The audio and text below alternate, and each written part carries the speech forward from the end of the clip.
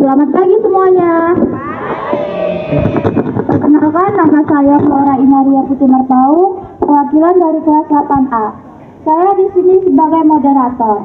Yang terhormat Bapak Kepala Sekolah, Bapak Haji Sudirman SPD, yang saya hormati Bapak Ibu Guru beserta staf PU, dan yang saya banggakan kakak-kakak, adik-adik, dan teman-teman seperjuangan. Di sini kelas kami akan menampilkan cerita rakyat yang berjudul Batu Menangis. Siapa berperan menjadi ibu? Nadia berperan menjadi Jelita. Virus berperan menjadi pemuda pertama. Faiz berperan menjadi pemuda kedua. Dava berperan menjadi pemuda ketiga. Malika, Vika, Cynthia, dan Anita berperan sebagai rakyat.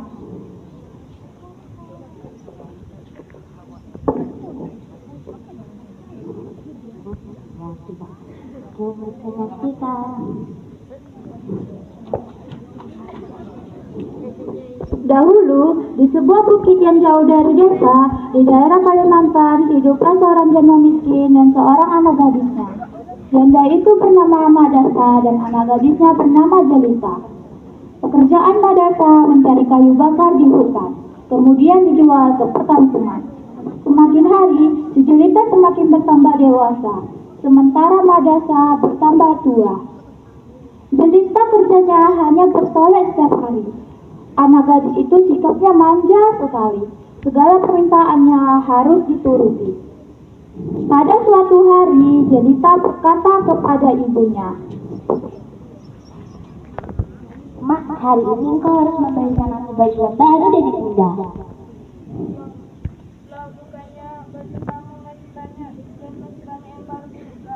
"Allah, jangan banyak cakap, belikan saya aku baju yang baru dari Bunda."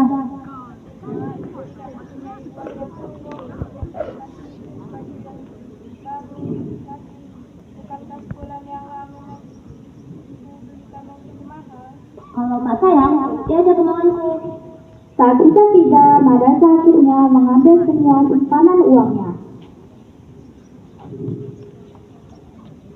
Dan esok harinya mereka berangkat ke pasar yang jaraknya sangat jauh dari rumah mereka.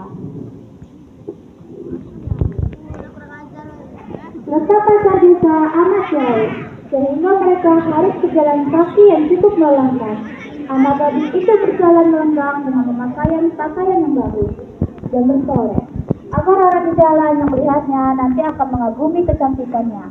Sementara ibunya berjalan di belakang sambil membawa keranjang dengan pakaian yang sangat kecil. Karena mereka hidup di tempat yang terpencil, tak seorang pun mengetahui bahwa kedua perempuan yang berjalan itu adalah ibu dan anak. Hal itu membuat orang bertanya-tanya,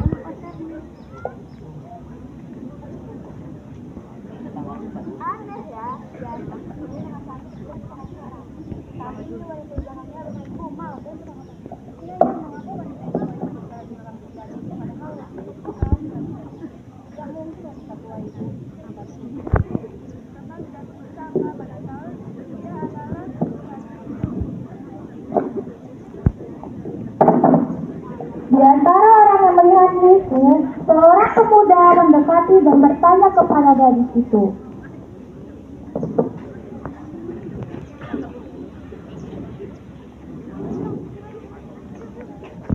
"Hai gadis, siapakah namamu?" "Nama aku Jelita." "Apakah di belakangmu itu ibumu?" "Ya bukan lah, dia membantuku kok." "Oh, Kedua dan anak itu kemudian meneruskan perjalanan. Tak seberapa jauh mendekat lagi seorang pemuda dan bertanya kepada anak gadis itu,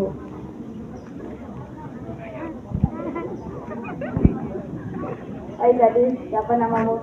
"Nama aku Jelita." "Oh, siapa yang ada di belakangmu itu? Apakah itu ibumu?" "Oh, begitu." Begitulah setiap gadis itu bertemu dengan seseorang di sepanjang jalan yang menanyakan perihal ibunya. Selalu menjawab itu. Ia malu mengakui Madasa sebagai ibunya. Ibunya diperlakukan sebagai pembantu atau budaknya. Pada mulanya mendengar jawaban putrinya yang durhaka, Jika ditanya orang, si ibu masih yang dapat menyendiri ketika berjalan di tempat yang sepi, Madasa bertanya kepada anaknya. Anakku, mengapa kau menyebutku sebagai pembantumu? Allah ibu, ini kan hanya sekedar pura-pura sih. Tapi nak, sudah 3 kali kau menyebutku sebagai pembantumu. Aku tak ingin kau melakukannya lagi. Allah, sudahlah ibu, aku tidak akan mengulanginya lagi. Mereka meneruskan perjalanannya.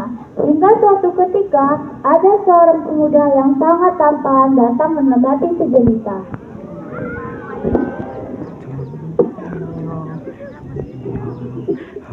Hai gadis cantik, siapa namamu? Aku jelita. Rapi sekali nama dan wajahmu. Kenal bang? Gak apa-apa. Apakah orang yang di belakangmu itu, apakah dia ibumu? Bukan dia dalam pembantuku. Baiklah.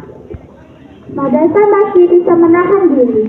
Ia mencoba memperingati anaknya lagi. Namun tak berapa lama kemudian, mereka bertemu lagi dengan seorang pemuda tampan. Jelita kembali menyebut ibunya sebagai pembantunya. Sesungguhnya, ia malu mengakui Madasa sebagai ibunya. Kini sang ibu tak bisa sabar lagi.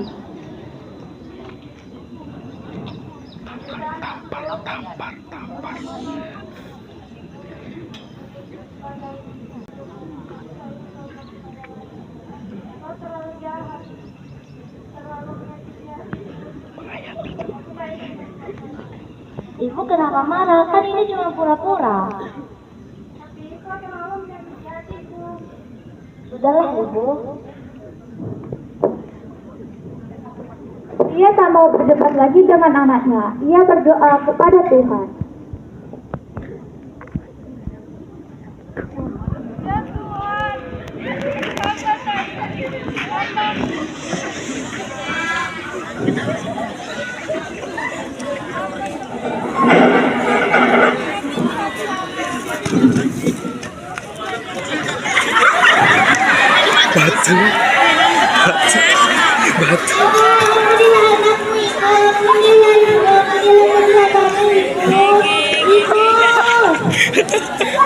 Akan tetapi, semuanya telah terlambat. Seluruh tubuhan itu akhirnya berubah menjadi batu. Sekalipun menjadi batu, namun orang dapat melihat bahwa kedua matanya masih menghentikan air mata, seperti sedang menangis. Oleh karena itu, batu yang berasal dari gadis yang mendapat kutukan ibunya itu disebut batu menangis. Demikianlah cerita yang berbentuk legenda ini yang oleh masyarakat setempat dipercaya bahwa kisah itu benar-benar pernah terjadi. Sekian itu saja penampilan dari saya. Bila ada salah kata, mohon dimaafkan. Terima kasih. Selamat pagi. Assalamualaikum warahmatullahi wabarakatuh. Perkenalkan, nama saya Madeo dari perwakilan kelas 8F. Saya ingin menyaksikan cerita tentang dari kelas A.